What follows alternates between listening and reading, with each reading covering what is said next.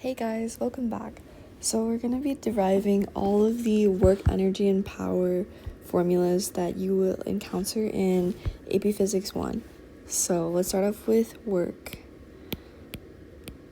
So for work, we have the definition in as a constant force in a straight line. So this is going to be work is going to equal to the dot product of force and displacement times d. So that's the dot product.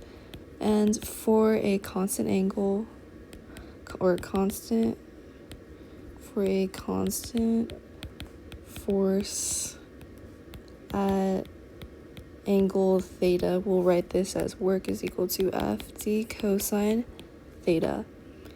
Now, if we were to define work as the area under the fx graph, so we start from the infinitesimal work,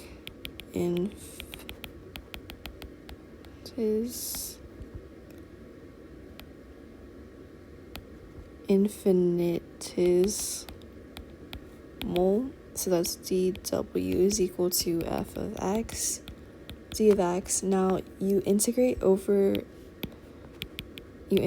displacement. That will give you that work is equal to the integral of x initial to x at f of x, d of x. So that's why the area under the curve is equal to work. So that's for work. Now, moving on to net work, we have work net is going to equal to the sum of work initial. This is because work is additive, so you can just sum it. Now, moving on to kinetic energy, we can start by using Newton's second law, where we have F is equal to ma, and then we know acceleration is going to be the derivative of velocity. Now if we rewrite this, we have our m right there, our a. We can write F is equal to m dv over dt. And from here, we can multiply both sides by velocity. So then after doing that, we have that Fv is equal to mv dv over dt. But we also know that Fv is equal to dw over dt. So because we know that, we can actually set this equal to that, right? So if we set them equal, then we have dw over dt is equal to mv dv over dt. So we consider this to be one long string. Now after this, we can multiply both sides by dt. And from here we have dw is equal to mv dv. So now if we integrate this, we have then we have w is equal to the integral mv dv. And then that is just going to be equal to, if you use the power rule, we have 1/2 mv squared. And then we now just say k. So that is kinetic energy. Now, moving on to the work energy theorem. So from above, we have work is equal to 1/2 mvf squared minus 1/2 mv initial squared. So therefore, we can say W net is equal to the change in kinetic energy. And this is the most important energy equation in AP Physics 1 that unites work and energy. Now, moving on to gravitational potential energy. So we know that near the Earth, potential energy, we can start from gravitational force. We know that Fg is equal to mg, mass times gravity. Now, the work done by gravity over height h, we can represent that as work gravity as Fd cosine theta from the definition of work. Now our force is just going to be mg times h, and that's the angle that is going to be 180 degrees.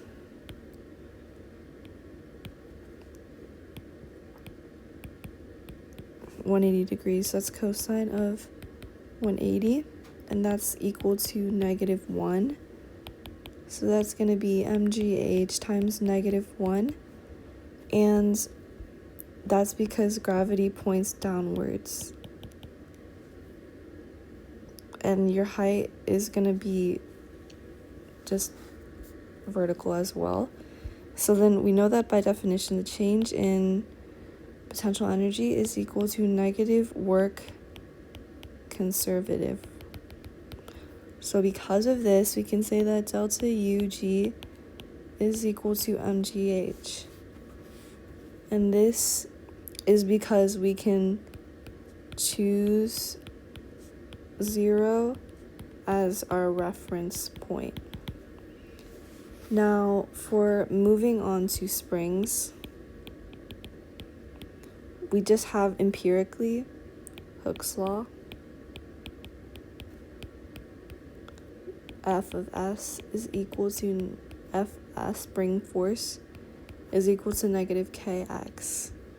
Now, for spring potential energy, to derive this, we have that the work done by a spring is going to be equal to the integral of f dx. Now, if we substitute in Hooke's law, we have f of s is equal to negative kx. So we can substitute that. Let's use green. So then we have, from here, we have work is equal to the integral of negative kx dx, and that's going to be equal to negative 1/2 kx squared. Now, after this, we know that by definition that the change in the spring potential energy is equal to the negative work. So then we can say that the spring potential energy is equal to 1/2 kx squared. Now, moving on to conservative and non-conservative forces. So for conservative forces, we just say that W path, work done by the path, is independent of the path. So if this, then we can say the work is equal to negative delta U. So for example, we can say gravity. We can also say springs. Friction, no. Now, for work done by friction, we have that the friction force, Fk, is equal to mu k, the coefficient of friction, times the normal force. So then the work done by friction is going to equal to negative Fk times d, which is negative mu k, coefficient of friction, times the normal force times d. And energy lost becomes thermal energy. Now, moving on to mechanical energy. Mechanical energy is just equal to E, which is equal to K plus U. Now for the conservation of mechanical energy, what we can say is if only conservative forces act, then we can say that the work done by non-conservative forces is equal to 0. And then we can say that the K initial plus the initial potential energy is equal to the final kinetic energy plus the final potential energy. Now, with non-conservative forces,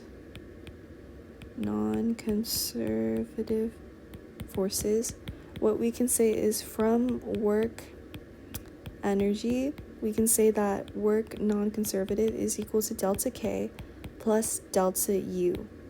Now rearranging this, EF is equal to E initial plus work non-conservative. Now moving on to power.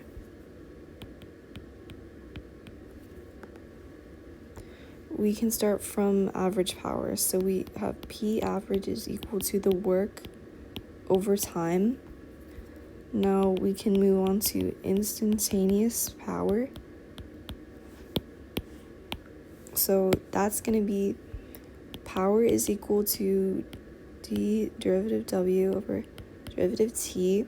And since dW is equal to F times dr, we can say P is equal to F times dr over dt. That's because we can just take this and substitute that in right here, or dW, yes. Now after this, we can say P is equal to vector F times V. Now after this, we can move on to some energy accounting equations, which is E initial. So energy accounting. E initial plus W external is equal to EF, where the energy types are going to be kinetic energy, gravitational potential energy, and E potential energy. Now our external work in this case will be work from friction and also work from applied forces. Now for object stopping distance using energy, we have 1/2 mv squared is equal to fkd. So then d is equal to v squared over 2 mu kg. Now for the max speed from energy drop, we have potential energy is equal to the kinetic energy, right? So then mgh is equal to 1/2 mv squared. So v is equal to the root of 2dh. All right, thanks for watching.